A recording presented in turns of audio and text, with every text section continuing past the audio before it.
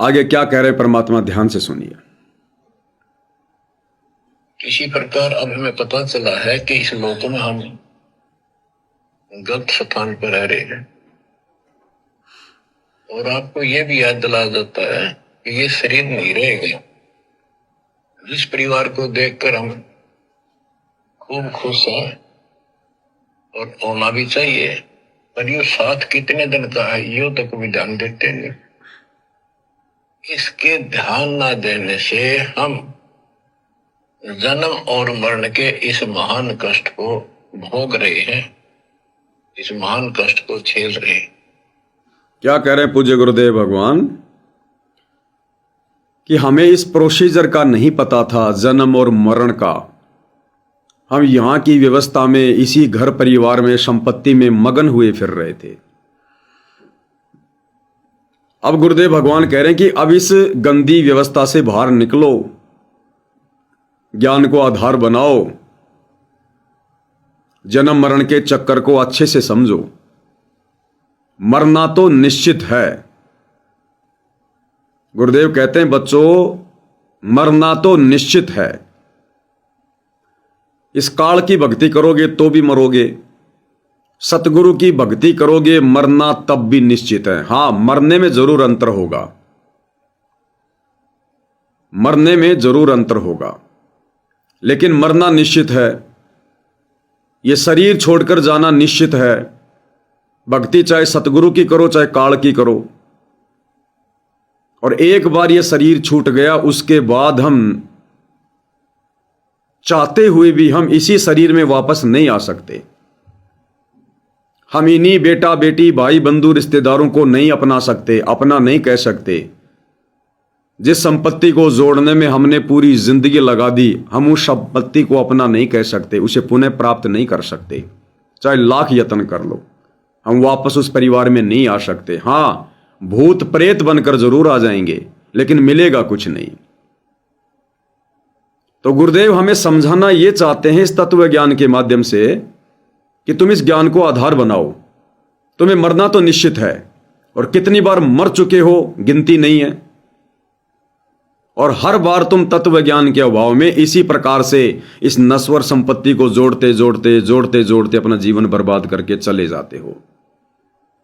तो मरना निश्चित है। जब यह कन्फर्म है तो क्यों ना भाइयों और बहनों फिर वो भक्ति करें जिस भक्ति से फिर हमारा सदा सदा के लिए जन्म और मरण मिट जाए, सदा सदा के लिए हमें शतलोक में अमृतत्व प्राप्त हो जाए, हमें भटकना ना पड़े, भ्रमना ना पड़े, लक 84 में ना जाना पड़े, भूत प्रेत ना बनना पड़े। मरना दोनों ही भक्ति में है। ये मृत्यु लोक है। यहां कबीर परमात्मा भी आकर जाते हैं, दुनिया की नजरों में मरते हैं। दुनिया की नजरों में कबीर भगवान को भी यहां पर मरना पड़ता है, जैसे गरीबदास जी के रूप में मरे। तो जब मरना निश्चित है तो क्यों ना फिर उस भक्ति को करें जिसको करने के बाद वापस लौटकर इस गंदे संसार में नहीं आना पड़े। और आज गुरुदेव हमें हर प्रकार से गारंटी दे रहे हैं कि बच्चों तुम निश्चिंत होके शरीर छोड़ना, निश्चिंत होके। पीछे से अपने बच्चों की चिंता मत करना, अपने घर परिवार की चिंता मत करना कि मेरे बच्चे कैसे रहेंगे, क्या खाएंगे। चिंता मत करना। ये बच्चे तुम्हारे नहीं हैं, ये बच्चे परमात्मा के हैं, सतगुरु के हैं। और अब तो पूरा का पूरा परिवार शरण में है। अब तो भगत को निश्चिंत होकर शरीर छोड़ना चाहिए। फिर परमात्मा ये भी गारंटी दे रहे हैं कि तुम चलो, तुम्हारे पीछे पीछे तुम्हारे बच्चे भी आ रहे हैं। ये कहां जाएंगे? जिस मार्ग पर तुम लगे हो बच्चे भी तो उसी मार्ग पर लगे हैं, जाएंगे कहां? जिसके नहीं लगे तो आपकी दृढ़ता के कारण भक्ति बीज होवे जो हंसा, वाक्य तारों इकोत्तर वंसा। तुम्हारी दृढ़ता को देखकर, तुम्हारे विश्वास को देखकर, यदि परिवार में एक भगत ने भी अपना आत्म कल्याण करवा लिया तो परमात्मा उसकी 101 पीढ़ियों को पार करने की गारंटी देता है। 101 पीढ़ियों को। अरे ये तो छोड़ो, हमें गुरुदेव भगवान निश्चिंत करने के लिए भक्ति विधान बताते हैं, बहलाते नहीं। ये सतवादी परमात्मा है। जिस प्रकार परमात्मा ने द्वापर युग में अपने भगत सुपच सुदर्शन की चिंता को देखकर कहा था कि बेटा, मैं तुझे वायदा देता हूं, मैं तुझे वचन देता हूं कि तेरे माता पिता को अपनी शरण में लूंगा, उनको भी पार करूंगा। द्वापर में अपने भगत से वायदा किया था और कलयुग के प्रथम चरण में नीरू नीमा के रूप में सुदर्शन सुपच के माता पिता को अपनी शरण में लिया। ये भगवान वायदे का पक्का है, एग्रीमेंट का पक्का है। तो आज गुरुदेव भगवान हमें जो वचन दे रहे हैं कि भक्ति बीज होवे जो हंसा, वाक्य तारू इकोत्तर वंसा, तो भाई और बहनों हमें निश्चिंत हो जाना चाहिए। यदि हमने दृढ़ होकर आजीवन मर्यादा में रहकर अपनी आत्मा का कल्याण करवा लिया, भले हमारा परिवार गुरु की शरण में नहीं है, हमारे बच्चे माता पिता गुरु की शरण में नहीं है, यदि हमें यह ज्ञान समझ में आ गया और हमने आत्म कल्याण करवा लिया, तो एक भक्ति बीज के कारण, एक भगत के कारण परमात्मा 101 पीढ़ियों का उद्धार करेगा। परमेश्वर अब उस परिवार की आत्माओं को लक 84 में नहीं जाने देगा, उन्हें मनुष्य जन्म देगा और हर मनुष्य जन्म में उनसे टकराएगा, उनको चार्ज करता रहेगा, घुमा फिरा के कलयुग की पिछली पीढ़ी में लेके आएगा, और जैसे आज आप और हमारा मोक्ष होगा, ऐसे फिर उन आत्माओं का मोक्ष होगा। और गुरुदेव ने तो यहां तक कह दिया हमें कि बच्चों, जिस घर से एक आत्मा सत उपदेश ले लेती है, घर में सत भक्ति शुरू कर देती है, आन उपासना त्याग देती है, उसकी पिछली 7 पीढ़ियां, उसके पिताजी, उसके दादाजी, दादाजी के पिताजी, फिर उसके पिताजी, उसके पिताजी या माताजी, उस परिवार में माताजी थी या पिताजी था, दादाजी था, दादाजी थी।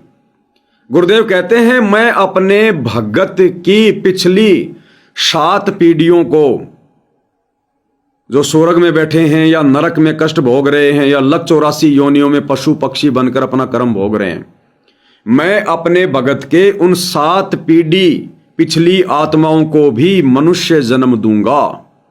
मनुष्य जन्म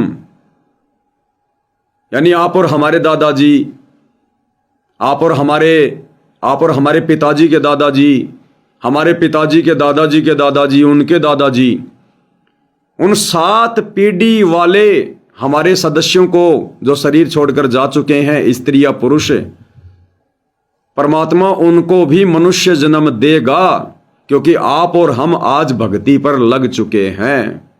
ये वो भक्ति है। इसलिए हमें गुरुदेव भगवान श्राद्ध निकालने के लिए मना करते हैं कि नाम उपदेश लेने के बाद भगत ने श्राद्ध नहीं निकालने, क्योंकि तुम्हारी भक्ति के कारण तुम्हारी 7 पीढ़ियों तक की जो योनियां हैं, परमात्मा उनको छुड़वा देता है, उनको मनुष्य जन्म दे देता है।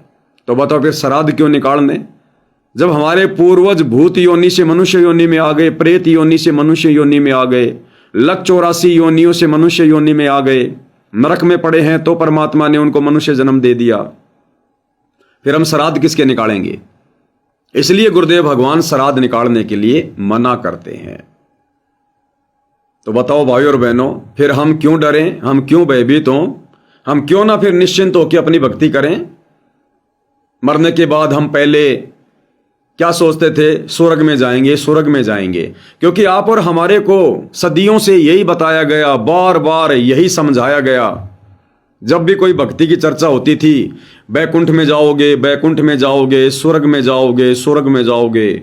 आप और हमें, हमारे पूर्वजों को इतना रंग दिया गया, बार बार लाखों बार ये सुना के कि शरीर छोड़ने के बाद में स्वर्ग में जाओगे, स्वर्ग में जाओगे। यहां तक कि मरने के बाद, चाहे वो कितनी निकम्मी आत्मा थी, हम उसकी फोटो के नीचे लिखवा देते थे, हमारे स्वर्गवासी दादाजी, चाहे पूरी जिंदगी उसने शराब पी हो, मांस खाया हो, तंबाकू पी हो, उल्टे काम किए हो, फिर भी हम क्या लिखवा देते थे? हमारे स्वर्गवासी दादाजी, भले वो नरक में पड़ा है, क्योंकि हमारे दिलो दिमाग में बैठा दिया गया कि मरने के बाद में स्वर्ग जाओगे, स्वर्ग जाओगे, स्वर्ग जाओगे। हमें वास्तविकता से परिचित नहीं कराया गया कि अगर अच्छे कर्म नहीं करोगे, सत भक्ति नहीं करोगे, तो नरक में जाओगे, 84 में जाओगे। ये नहीं बताया गया, बस स्वर्ग स्वर्ग स्वर्ग। तो हमारे दिमाग में बैठ गई कि मरने के बाद में सभी स्वर्ग में जाते हैं। तो इसी प्रकार भाइयों और बहनों, अब ये जो ज्ञान परमात्मा जी का शिखर में जा रहा है, अब दुनिया को पता चलेगा स्वर्ग से भी असंख्य गुणा ज्यादा सुखदायी स्थान सतलोक है, सचखंड है, अमर लोक है। तो अब हमारी आस्था सतलोक जाने की बनेगी और हम भक्ति भी वही कर रहे हैं, सतलोक जाने की। तो गुरुदेव भगवान कह रहे हैं कि अब आपको इस मरण के विषय में इतना भय नहीं होना चाहिए। जिस मरने से जग डरे मेरे मन आनंद, कब मरूं कद पाऊं पूर्ण परमानंद। हमें तो खुशी होनी चाहिए कि परमात्मा कब ये शरीर छूटेगा और कितने दिन मैं इस गंदे लोक में जेल काटूंगा, क्योंकि किस ब्रह्मांड जेल है। हम चाहे यहाँ के प्रधानमंत्री क्यों ना है, हम जेल काट रहे हैं। यहां पाप भी हमें दुखी करेगा और पुण्य भी हमें दुखी करेगा। पाप और पुण्य दोनों हमारे शत्रु हैं। तो अब हमारी आस्था सीधी सीधी सतलोक में होनी चाहिए और हम जब ये शरीर छूटे हमारा टारगेट केवल सतलोक। तो गुरुदेव भगवान कहने कि मरना तो निश्चित है, फिर क्यों ना वो भक्ति करो जिस भक्ति से तुम्हें सदा सदा के लिए असंख्य स्वर्गों से सुखदायी जगह सतलोक मिले।